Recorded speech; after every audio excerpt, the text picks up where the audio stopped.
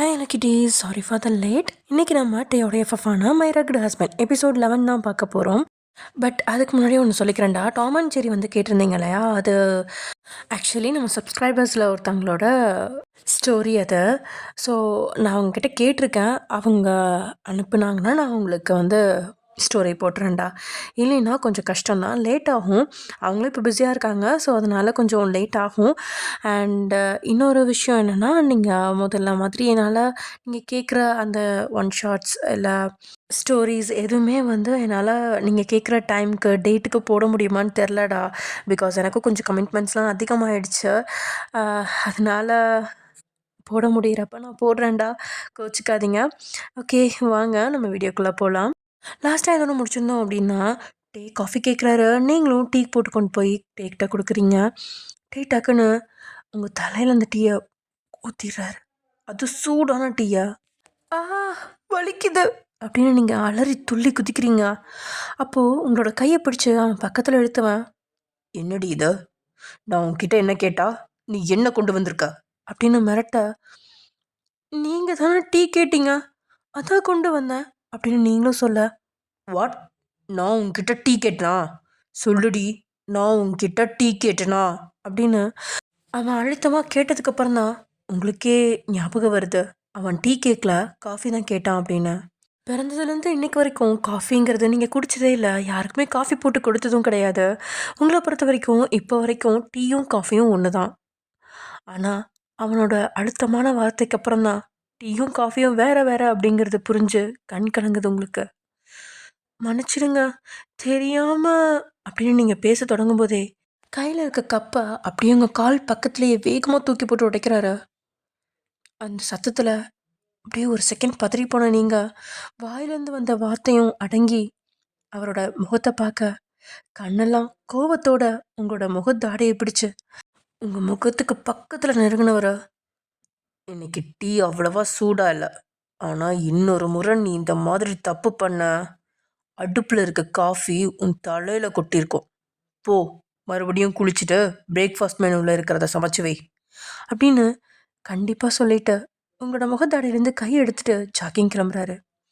டேயோட ஒவ்வொரு செயலையும் பார்க்கும்போது மனசுக்கு வருத்தமாக தான் இருக்குது.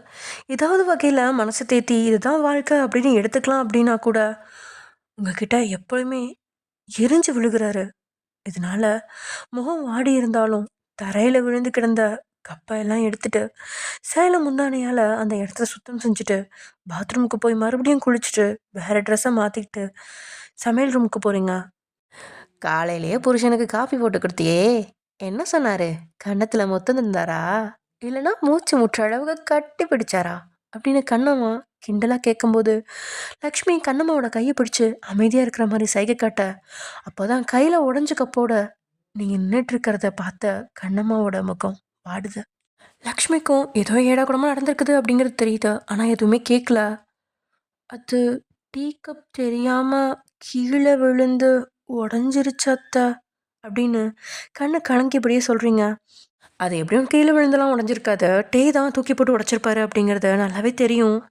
இருந்தாலும் அது பீங்கான் கப்புமா, அதனால தான் கீழே விழுந்து உடஞ்சிருக்கும். சரி விடு, நீ போய் கொஞ்ச நேரம் படுத்து ரெஸ்ட் எடு அப்படின்னு லக்ஷ்மி சொல்ல, இல்லை அவர் சமைக்க சொல்லி சொன்னார் அப்படின்னு சொல்ல, உங்களோட இந்த வார்த்தையை கேட்கும்போது தான் முதல்ல இந்த வீட்டுக்கு வந்த மறுநாள் லக்ஷ்மிகிட்ட கூட இதே வார்த்தை தான் அவளோட கணவன் சொல்லி சமையலறைக்கு அனுப்பி வச்சான்.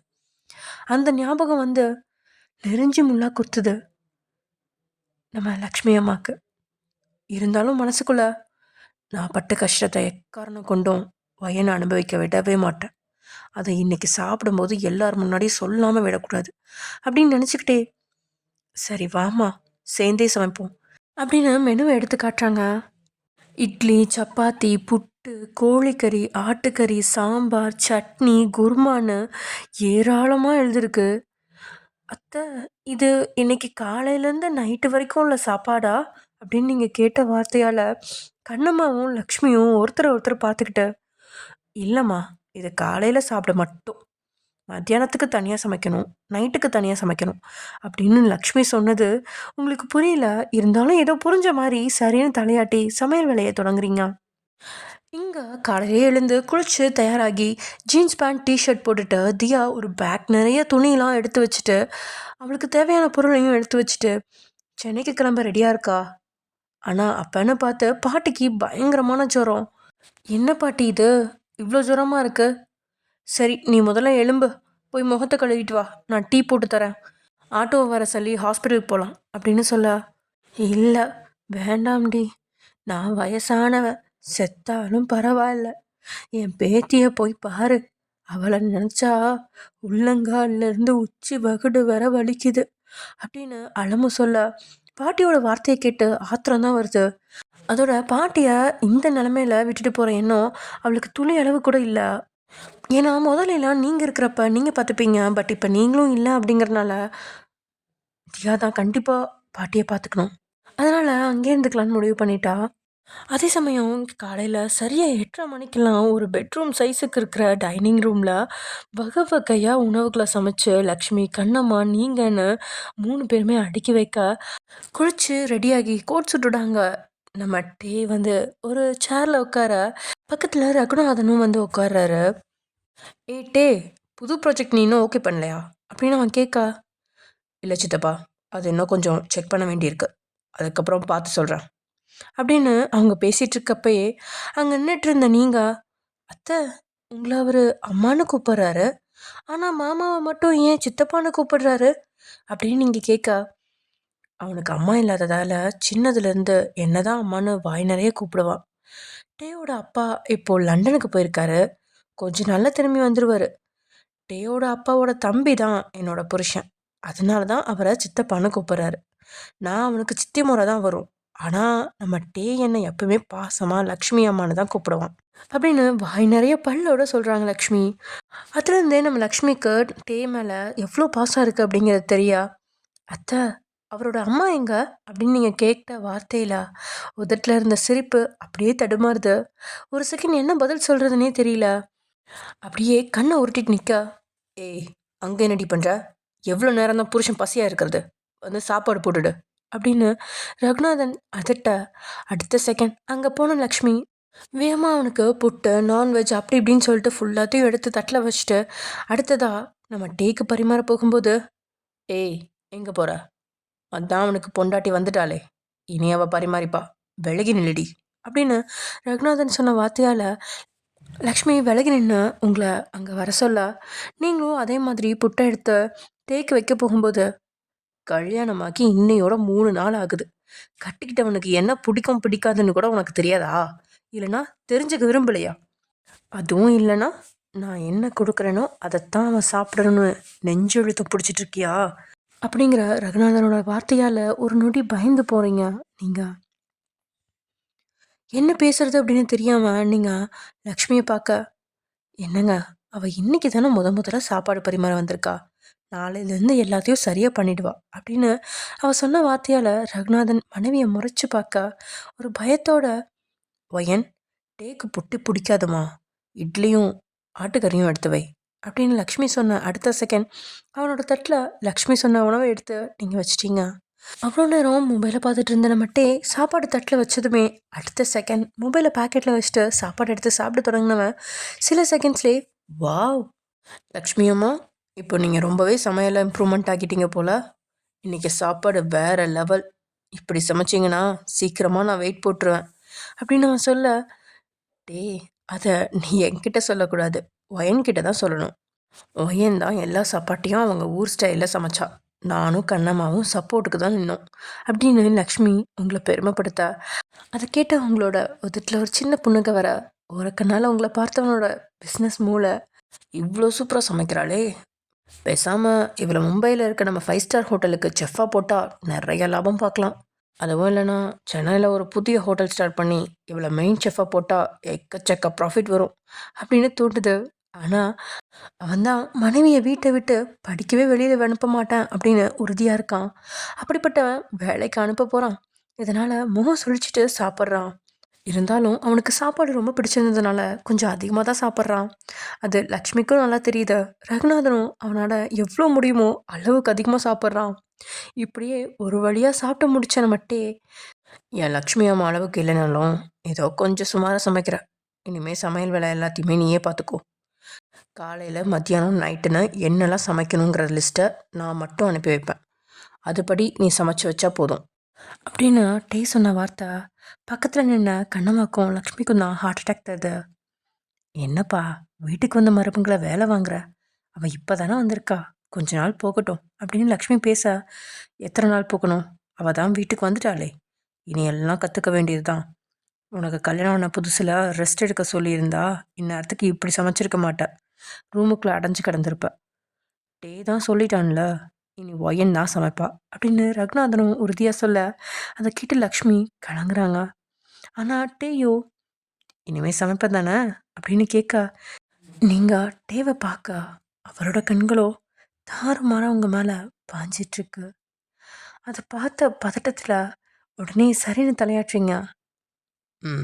வெரி குட், இப்படி தான் சமத்த பிள்ளையாக இருக்கணும் அப்படின்னு சொன்னவன் சாப்பாடு தட்டை அங்கேயே வச்சுட்டு எழுந்து கை கழுவிட்டு உங்கள் பக்கத்தில் வந்தவன் உங்களோட சேலை முந்தானையில் கையை தொடச்சபடி, இன்னைக்கு நீ ரூமுக்குள்ளே அடைஞ்சிருக்க வேண்டாம், அதுக்கு பதிலாக சமைச்சிட்டு வீட்டுக்கு பின்னாடி இருக்க தோட்டத்தை க்ளீன் பண்ணிவிடு, மேலே மாடியும் க்ளீன் பண்ணிவிடு, ஓகேவா அப்படின்னு அவன் சொல்ல, தூரத்தில் லக்ஷ்மியும் கண்ணம்மாவும் வேணாம் அப்படிங்கிற மாதிரி தலையாட்டுறாங்க.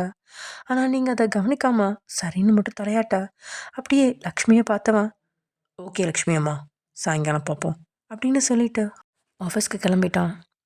என்ன கண்ணம்மா, என் வாழ்க்கை மாதிரி என் மருமக வாழ்க்கையும் மாறிடுமோ அப்படின்னு லக்ஷ்மி வாயிலேயே முணங்க, அது அம்மா எனக்கே தெரியல அப்படின்னு கண்ணம்மாவும் சொன்னபடி நின்றுட்டு இருக்கும்போதே டே சாப்பிட்டு வச்சு தட்டை கழுவுறதுக்காக நீங்கள் கையில் எடுக்க, ஏய் அதை எங்கடி எடுக்கிற, அதை வை அப்படின்னு ரகுநாதன் அதட்ட, நீங்கள் அந்த தட்டை அப்படியே வச்சிடுறீங்க, அந்த சாப்பாடு தட்டில் உன் சாப்பாடு போட்டு சாப்பிடு அப்படின்னு அவன் சொன்ன அடுத்த செகண்ட் குழம்பி போயிட்டீங்க நீங்கள்.